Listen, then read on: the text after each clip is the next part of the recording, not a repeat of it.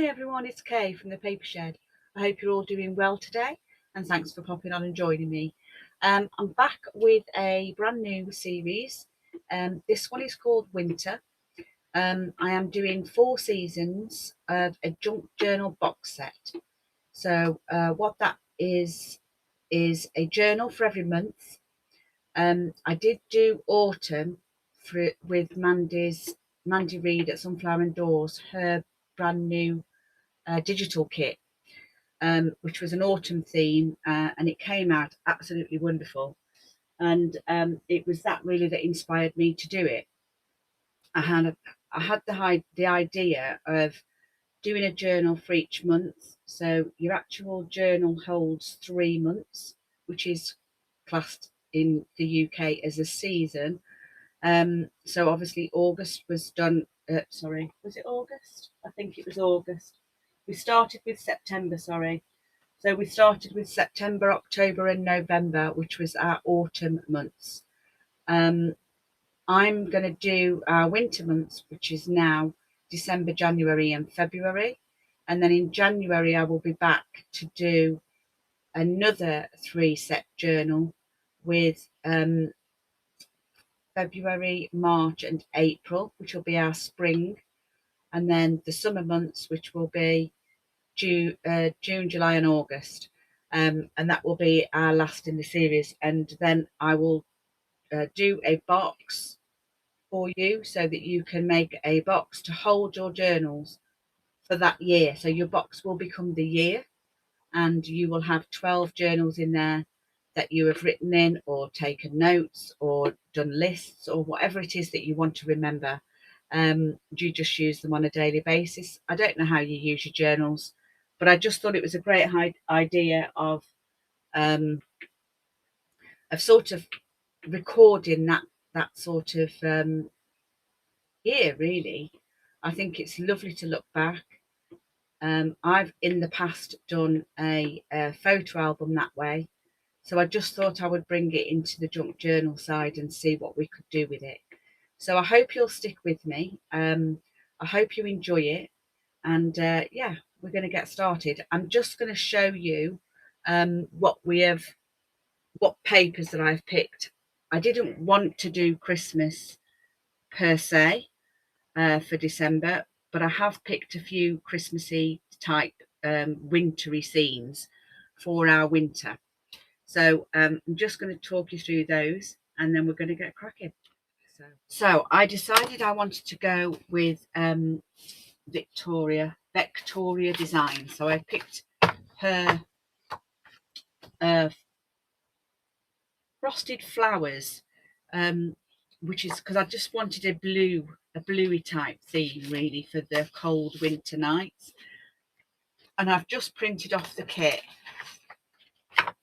And I also picked her vintage winter because I thought I could incorporate these into it as well. He is gorgeous.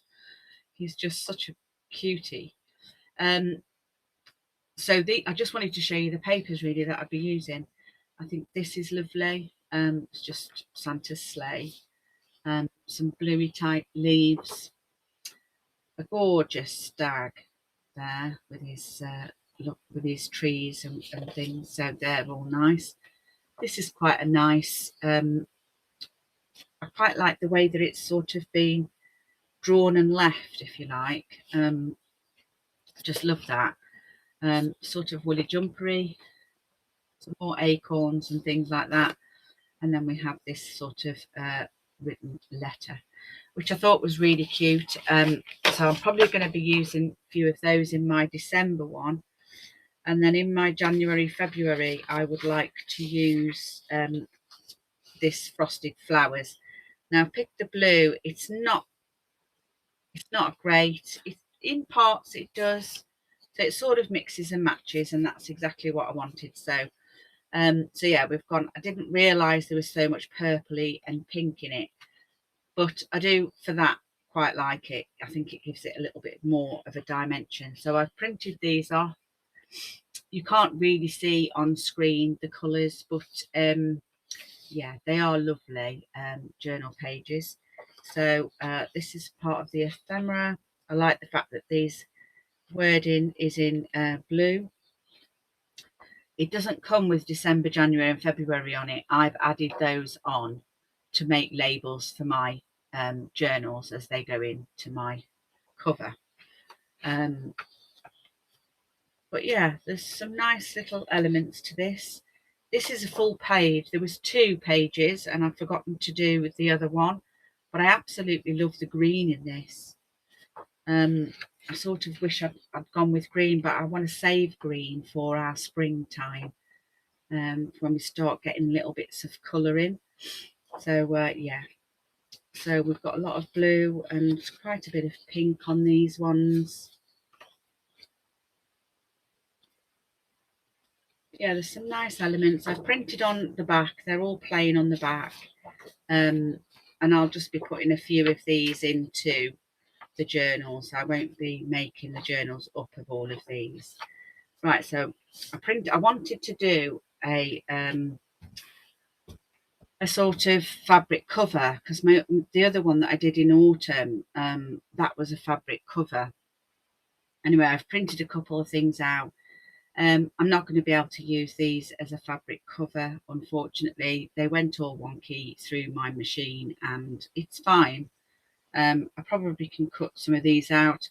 I could probably actually use them doubled up like this and have a pocket on there. So I probably will use them, but we'll have to wait and see how. Now, I printed on white. I don't usually use white for printing papers on.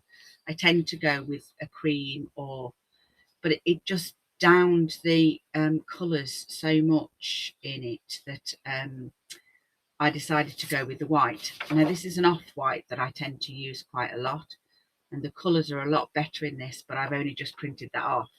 So I printed the white after I decided I wasn't going to. So it's entirely up to you. This is an off-white colour and I think this looks better. But I've printed them on white now and we're going to have to stick with the white. So we have 3 journals to make, and we have to do the cover. So yeah, I'm going to be picking some papers for my covers and taking those out first, and then we'll get started. Okay, so I'm back. I thought I'd just go over and just go through the autumn journal that I made, just so that you're getting an idea of what it is that we're actually making. This is my autumn journal. I made it using Mandy's autumn kit from Sunflower Indoors. And this was the idea behind the whole of this series. So I did a September, an October and a November signature to go inside. It was a fabric cover, and yeah, I've embellished it quite a lot. I may well at the end of it just decide to do another one, but the way I'm thinking at the moment is this is my autumn journals for 2023. So I'm going along with the measurements and everything that I've got here. Now you're starting from afresh, so you make the size of book journal that you prefer, because that's what's important. It's got to be usable, it's got to be interchangeable, and it's got to be, you know, it's got to be something that you're happy to use. So what I'm saying is if you don't like carrying a chunky monkey like this, then you can actually carry just a 1 signature. So you do your cover for a 1 signature. You don't have to do what I'm doing. It's entirely up to you, but I want you to make something that suits you. And if that's a 1 signature or a 2 signature, that's perfectly fine, because all you have to do is when you've finished with your September, you take that out and put it in your box. You get the next one and you move them along. So then you've got your October. So if you're only having 1 signature in there, you just take that out and put your next one in. And this one will go in your box that we're going to make at the end. So I think it is, you know, I'm just trying to reiterate really that you don't need to make it like this. I have done this loads when I've followed somebody making something and I've ended up, and my project's fantastic, I love it, but it's not something I would use. This series is really about making the use of your journals and how to use them. So basically I mean, I have to write everything down: lists, shopping lists, job lists, all sorts of things, where I am and what I'm doing on certain days. All of that would go in my journal, because my journal is just my doodle pages, my, you know, if you want to use it for Bible class, or you want to use it for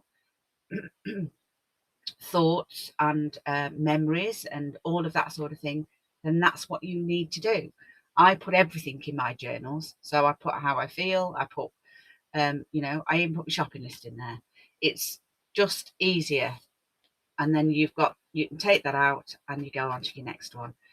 So if you don't, like I said, if you don't really like the idea of doing such a chunky monkey to carry around with you all the time, then just make your cover to suit your needs. Make your journals work the way that you want to work, and then you will get enjoyment out of it. So I just wanted to go across that so that you sort of understood, because I have got measurements of what mine are, but I don't want you really following along. I want you to make something that is going to suit you. Now I've decided instead of using papers, I'm going to use material. I've picked a denim because I like the blue. This is a shirt of my husband's, who is away at the moment and won't miss it. So yeah, so that's my inner.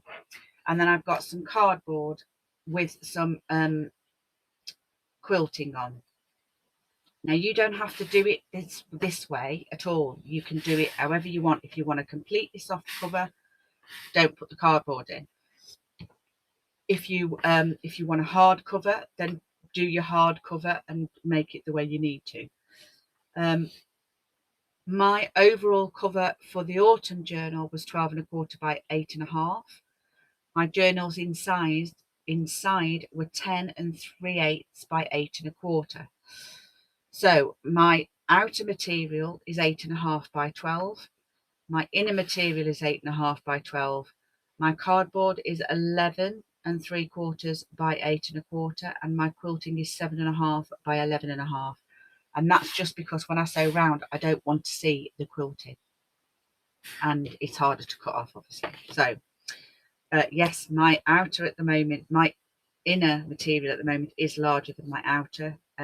I just like to do that first when I come to sew, so that I can get it all sort of leveled on one side, and then I'll cut that down afterwards.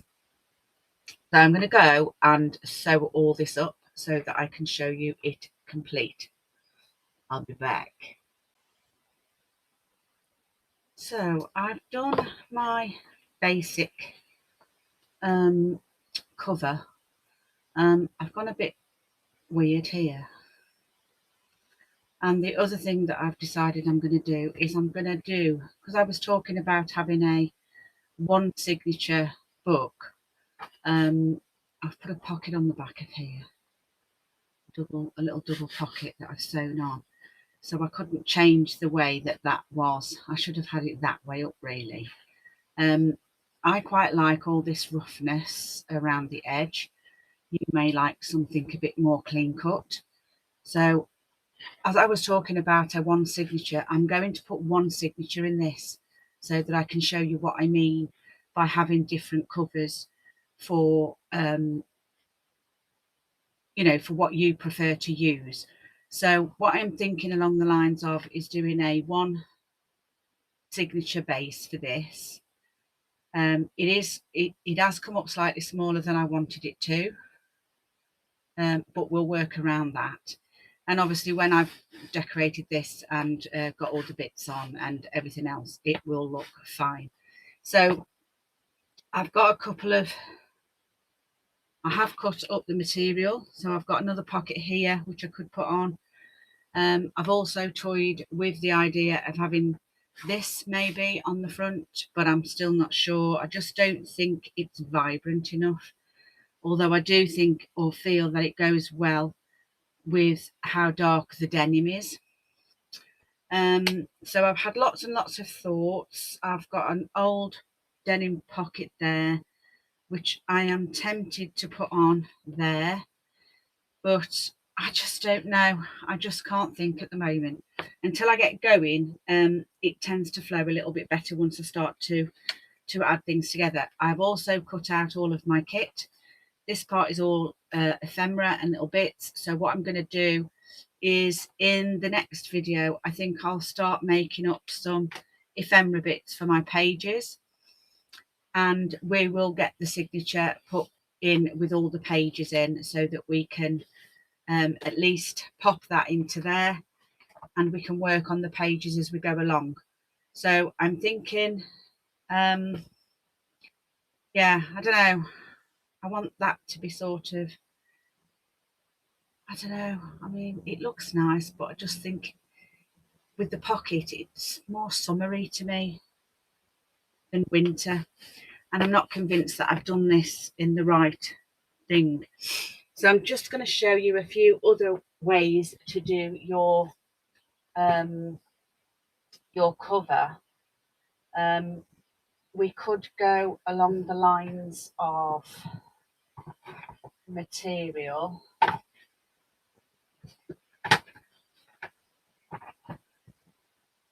So what I've got is I have this one, which has got some secret pockets in. This would make a nice 2 signature booklet cover. Again, this one, I loved this. This is the faux sort of leather made out of the packaging cover, which I've covered a Reader's Digest book in, and I've covered it in what is embroidery stuff, you know, that you do embroidery on, and then this lace, and I love this down here. So I'm sort of, I don't know, I just like the look of it. This again was a material one. I put the material on straight to my cardboard. I've then taken it over onto the inside, and then what I did was I put this over the top. This was something that I picked up at the show in the summer, and I love the pattern, and because it shows the thing through, I actually quite like that. It's a little small, and if I'd have done that in blue, I think I would have gone with it. So that's that one, and then this one is just a piece of Amazon packaging again, and I've just glued it, literally just glued that on with my glue stick. It's actually glued on fabulously. Couldn't believe how well that came out, and I've literally just cut around the edge and frayed it a little bit. It is blue, and it is more or less the same size. So I don't know, I wouldn't be able to use that blue with this, but I think that'd go quite well. So I have sewn around the edges of that one. I did find that quite easy to do. So I'm sort of deterring away from this a little bit, only because although I think, to be fair, even though that's there, you know, I do like these little fluffy bits. I just think it adds to the roughness of it all, and I do like that, but I'm not convinced it's the right thing for this. But I'm going to stick with it for a minute. Just if I change my mind, I will explain what I have done. And I'm just thinking at the moment that that would be quite good for a single single signature. And once I think it's decorated, I don't think it'll look so bad at all. So I'm just toying with the idea of changing it, but I don't really know if I want to. Now I'll put that on there. But anyway, so that's where we're at. Right, I've popped back on because I've changed my mind again. You'll get used to me. I am going to use this in the videos. I am going to finish this one in the videos as well as this one. This one is going to be for a 3 signature book. This one's going to be for a 1 signature journal. So what I've decided to do with this one is make the 3 signature journal here. So all I've done is I've cut out the size of my cardboard, which is 12 3/4 by 8 1/2. Okay, I've measured that and I've cut it out, and it is a piece of Amazon envelope. And I've found some more of this, which is what I used on the inside of my August one, not August, autumn. So I've literally just glued that on for now. So what I did last time is I didn't use the quilting. I actually used a piece of white felt, because when I used my cotton material, you could see through it. So that was the reason why I had to do it last time. So what I'm going to do is I am just going to, this one's not quite long enough, but I'm just going to stick that to there. Just for a bit of, in fact, did I do that last time? I think I did. I think I glued this part up there last time. So we'll do that again. So I am going to just cut down here with my scissors, because we want it to be inside the cardboard. Just so that when you're sewing it in, it's going to be glued on anyway, but when you're sewing it in, it will actually hide what's actually inside. Whereas I noticed if I did it with a ruler, it would be much better. So yeah, and then I think what I did, so I'm going to glue that onto there like so, just with a little bit over the edge. And then I think I put this down here just to make sure that I had a piece all to the end. I'm almost positive I did that actually. So I'm going to glue that on now, and all I do is I just use my glue stick. It's all going to be sewn anyway, so it doesn't really matter. So I'm just going to go around the edges with my glue stick and do the same. This is all I've done on this bit so far with the backing sheet. So I'm now just going to stick this piece on there.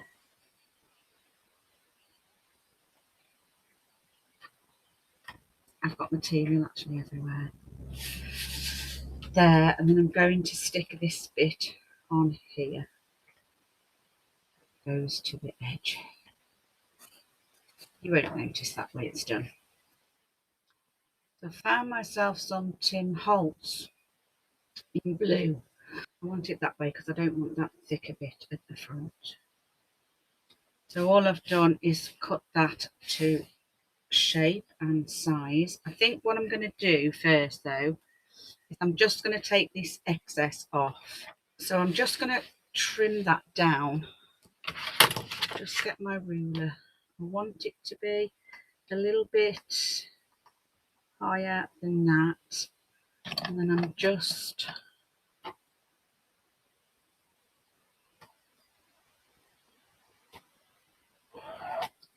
okay.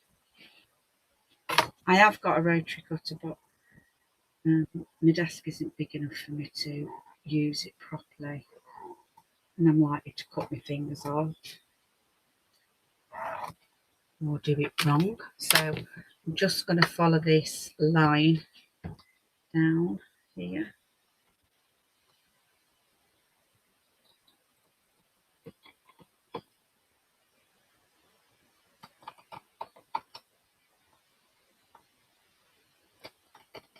I'm still going to have the frayed look on the top and on the bottom, and it'll be slightly frayed on the,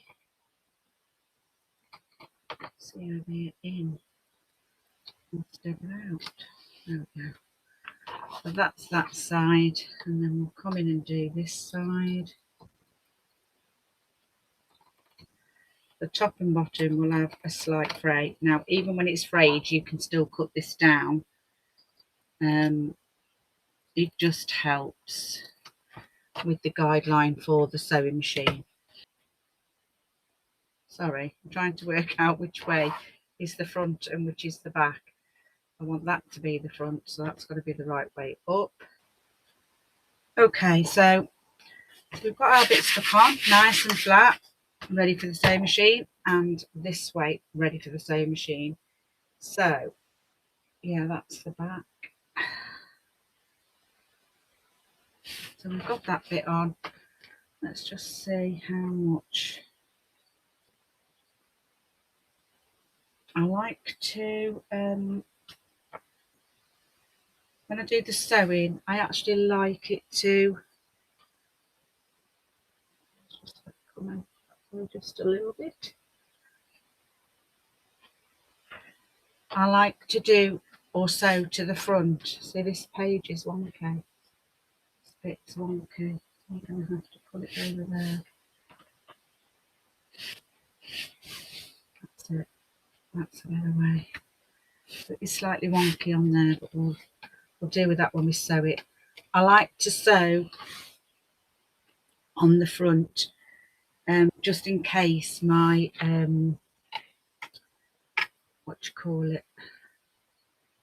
my bobbin or the back of my sewing is a mess, because sometimes I do different things and then I start something and it has to all be taken apart because it's not right.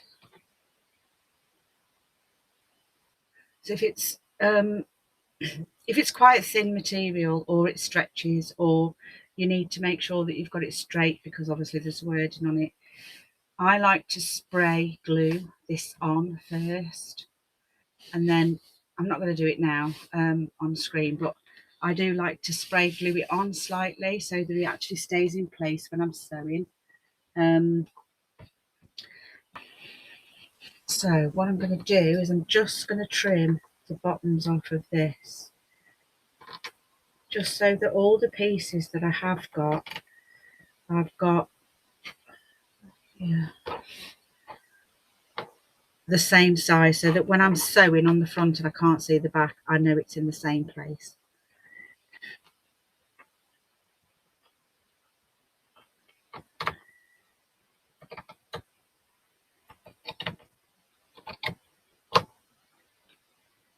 Yeah, I'll trim it up a bit.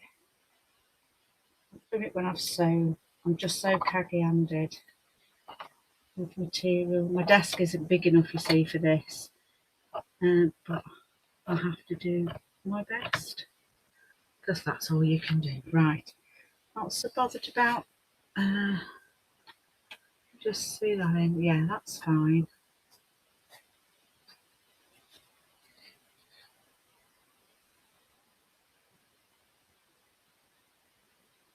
Yeah, that's perfectly fine there, and that one's perfectly fine there. It's just a little bit over, but that doesn't matter because it's not straight, look. Yeah, so I have decided on this then anyway. So I'm going to sew it up. So we're going to end up working for this one, and we're going to end up working with this one too. So I'm going to have two on the go. One's a single signature journal cover, and the other is a 3 signature journal cover. I'll put the measurements of both at the very end of the video so that you have the measurements, although as discussed at the front of the video, or should I say the beginning of the video, you have to do whatever is best for you. So you make the journals the size that you want them. So you can completely ignore my measurements if you want to, and you can completely do your own size and stuff that you need for your journal. So I'm just putting the measurements there for anybody that does actually want to follow along, rather than do their own or work out their own. So I'm going to go off and sew this, and when I come back in part 2, we will then start constructing the signature to go into our one signature booklet, and then we will continue and make the other 2, and then we'll have a 3 and a 1, and you can see the difference of what I'm talking about, hopefully. Okay then, so I hope you'll join me for the second part of our 4 seasons journey. Take care, stay safe, and I'll see you next time.